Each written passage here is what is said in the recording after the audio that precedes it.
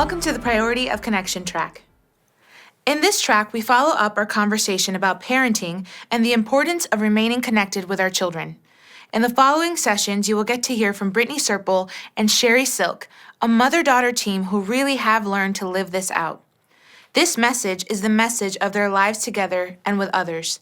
Through their stories and teaching, you really will learn to see that when you work to protect your connection with your kids, they will learn to do the same to you.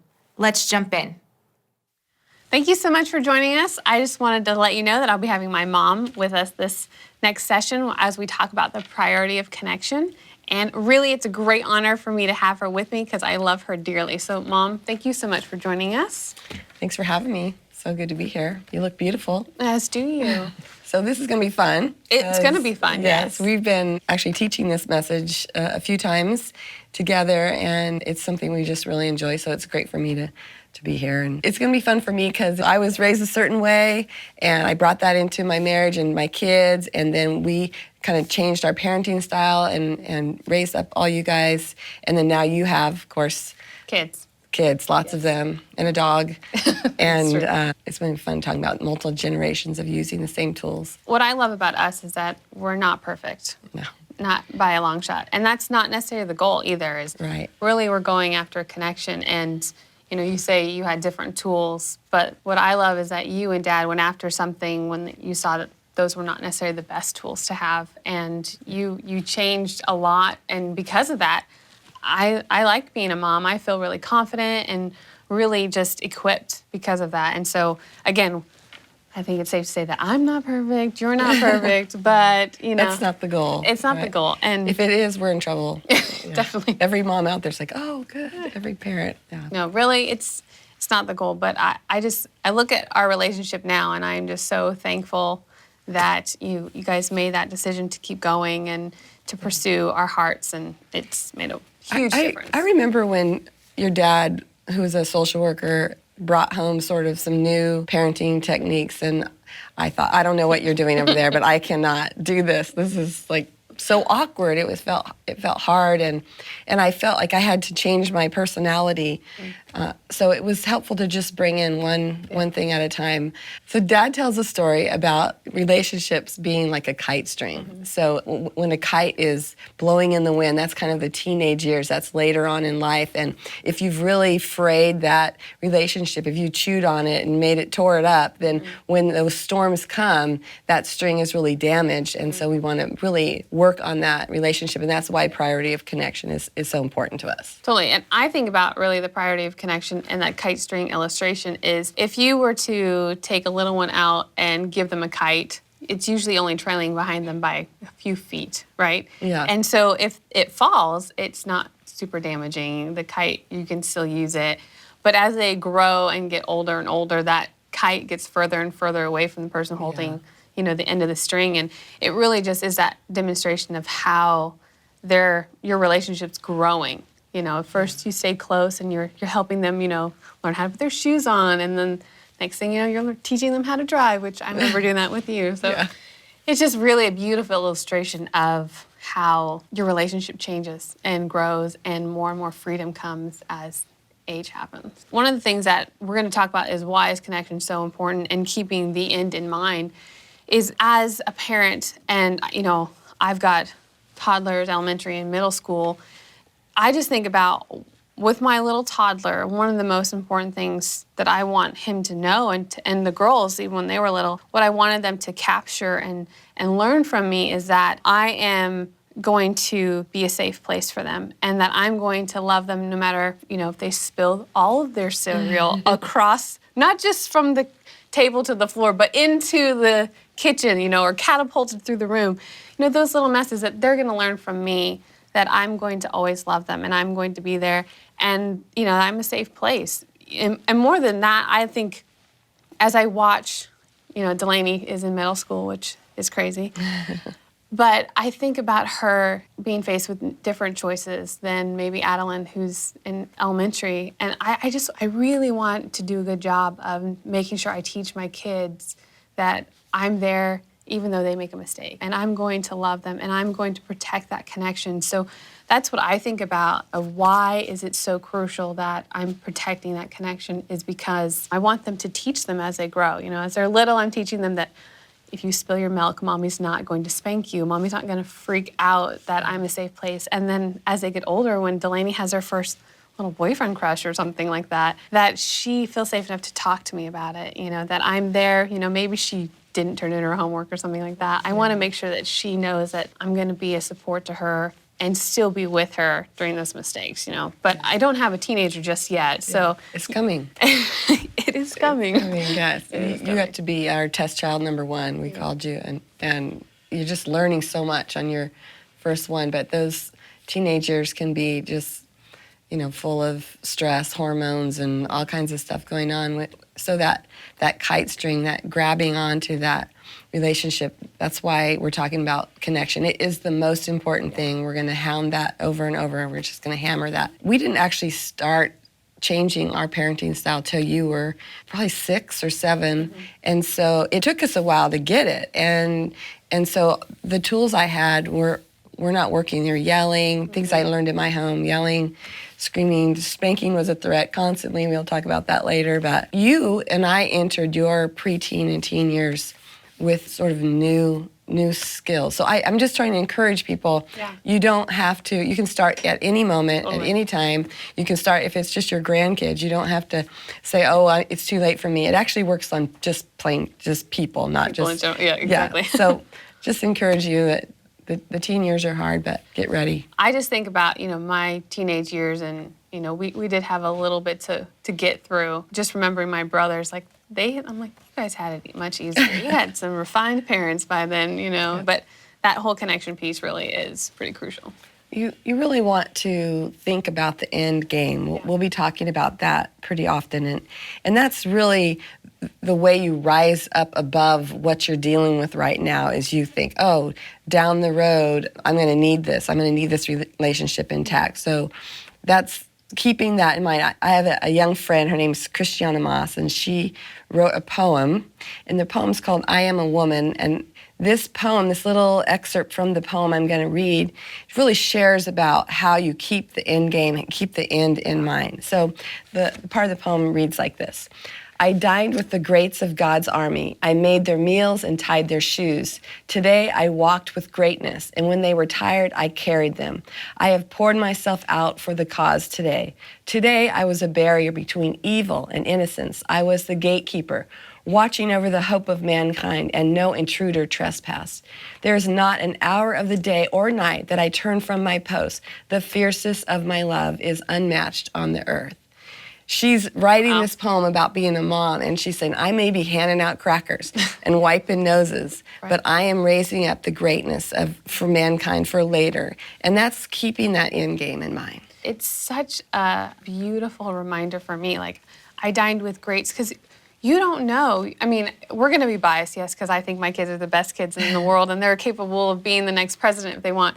But I don't know what they're going to choose to do. And I have to remember that, you know, they were given to me as a gift, and they have a grand purpose. Yeah. And every morning when it's crazy and the milk spills and it goes nuts, you have to position yourself with, these little people are going to change the world. That's why they were given to me. And so she did a beautiful job, and if you can get the full edition of that, it is just so encouraging and such a beautiful illustration. And I mean, again, I love seeing that in front of me to remind me of what it is that I'm going after. Family really was God's idea. He created it. He wanted us to be connected. And in the scripture, John 19, just when Jesus is going to the cross, he's there with his friends and his, you know, all his followers, and he looks down and he says, hey, here's my mom. Mm-hmm. John, take care of my mom. I give her to you. And he made that connection point. Like, this is family. We all need it, even amongst ourselves and in our family. He wanted his mom to be taken care of. That's a lesson to you. Just take care of your mom. Make sure I paid attention. Yeah. Jesus did. He's about to die for all of us, and he sees his mother and is like, oh, my mom. It's a beautiful illustration that, those connections, those most intimate relationships that we have to take care of them. We have to steward them and chase after them and put that priority connection there. I love that that's something Jesus did on his way to one of the most, I can't even imagine what that would be like, the emotions that he was going through, but just as a powerful scripture, and I will take care of you, don't worry, I will. And you and Dad both, okay? One of the things that is so important is mastering the unconditional love. We're Christians, we say this a lot, unconditional love, I have unconditional love. Well, what does that mean in those hard moments? We've talked a lot about keeping the end in mind, and I think that's really a big part of it is I need to position myself to where I'm constantly pursuing your heart and going after you and the things that are so important to your little heart and teach you along the way why connection is so crucial. And I have this thing that I do with my son, Lincoln, which, he's 4 and adorable, but I'll say, Lincoln, do you know that I will love you forever? Yeah. And he's cute and adorable again, and he looks at me and he goes, yes, Mommy. And I want that same instant response that he gives me at 4 to happen when he's 10, when he's 14, when he's 24. If you were to say that to me today, I have that. But it's just this beautiful, consistent, and persistent love that you've displayed for us. And so mastering that skill is one of the biggest things that we can do to have that successful display of connection. Yeah, and no one ever gets to the end of their life and says, well, I wish I would have loved less. Yeah. They wish I would have put love as a priority, always. I'll tell a story on myself. I went out to Shasta College with you and your brother, and you were signing up for a class, and I was really having a bad day, and I was not treating people. I was really irritated at their system and all the hoops we had to jump through, and I was upset about it and complaining about it, and I ended up all the way into the president of Shasta College's office because I wanted to talk to him about his dumb system, which was just all bad on my part. But I ended up telling him all these things that I thought were wrong with the system. And we left there, and it was just a few days later, some feedback and some soul searching. I thought, oh my gosh. So I emailed him and I said, hey, I'm really sorry. I don't know what was wrong with me that day. I treated you poorly. I was not myself. And please forgive me.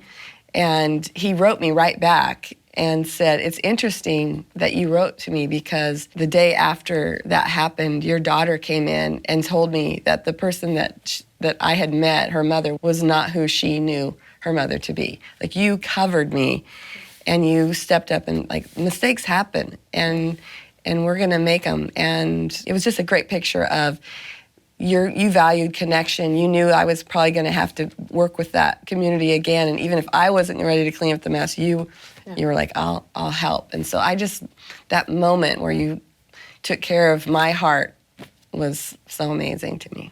And I think really how that even happened is because you've done such a good job of teaching me that value of connection. I've watched Delaney. She's still young and she's still growing, but pursuing connection, whether it's through me or her own friends. And I just remember an encounter where, she was at a new school, that's rough and all of that. And then she had this encounter with this young girl who was being teased and just, Delaney's watching this whole exchange, and what was fun to hear about Delaney's experience, which was this little girl's being mocked for being able to speak a different language by another student. And so Delaney sees this little girl in tears and is just sad, and so she asks her what's wrong, and kind of they have this little, I think it was in 3rd grade, chit chat about it, and Delaney goes on to just kind of comfort her and just pursue this little girl's heart, who has obviously just been, I guess, sideswiped by this other child. And so Delaney is then trying to encourage this girl about how amazing it is that she would be able to speak 2 languages. Yeah, to speak 2 languages. I remember her saying, my auntie, I can speak 2 languages. And she's like, I think it's so cool, Yeah. And so her then pursuing this little girl, and then again, they went out, to PE, and Delaney says to her, do you know who the best man in the whole wide world is? And this little girl, again, says, well, I don't know. Is it a cute boy? And Delaney says, no, it's Jesus. He makes us feel good all the time. And, you know, I just love that, you know, when we're mirroring connection, when we're mirroring just pursuing people's hearts and seeing how great of an influence you can have and how much of a change happens when you just go after that. And, you know, for her to see that, and she had a rough year that year for sure. She had some bully situations, not just that little girl, but Delaney as well. And to stay connected to her through this whole process, even when we moved, that whole process of us moving was just crazy. Right. I mean, I just remember new school, all of that. She doesn't have any friends, and then she kind of gets bullied. And just being able to communicate with her and talk about, you know, what do you need? And sometimes we just needed to cry together. And for her to tell me that that's what she needed and me to be able to meet her there, we had the most beautiful moments of connection that came out of that. Yeah. Here I am watching Delaney see how important it is that I'm protecting our connection, and that, you know, she may seem like she's mad, but really she's hurt about moving or whatever. And to watch her do the same thing just in other relationships as she's grown up. Yeah, and watching parents go through something, you know, hindsight, we can look back and say, I'm glad that worked out that way, but you don't know what you're going to do in the moment. So it's good to have a plan. If your priority is connection, when you get there, you'll choose that, but you have to choose it. You know, sometimes when we forget what we're going after. Obviously, on that day, I had forgotten that this was my priority, that connection was my priority. We forget sometimes. You know, when we're climbing a mountain, we tend to look at our feet because we're tired and we're just trudging along and it's hard. But every once in a while, if we just look up at the mountaintop, we're like, oh, that's why I'm going through this pain. This is hard. But I want to look down the road and say, this is why I did this. I conquered this mountain. I did it, Totally, and you're just keeping your vision in front of you. And as parents, that's something you've got to do. So parents, just remember that we are chasing after and going after connection. We're teaching them that this is the most important thing that they could ever do, is we're being the example of what it is to prioritize connection. So this is what you're doing. This is the big thing you're chasing after. Teachers, leaders, pastors, parents, whatever it is, chase after connection because it's so important. Love is the goal and the greatest skill to master. Know that connection takes time, practice, and commitment. If you and your child don't connect right away, don't be discouraged. Keep trying. As I've heard it said, no one ever wins by resigning.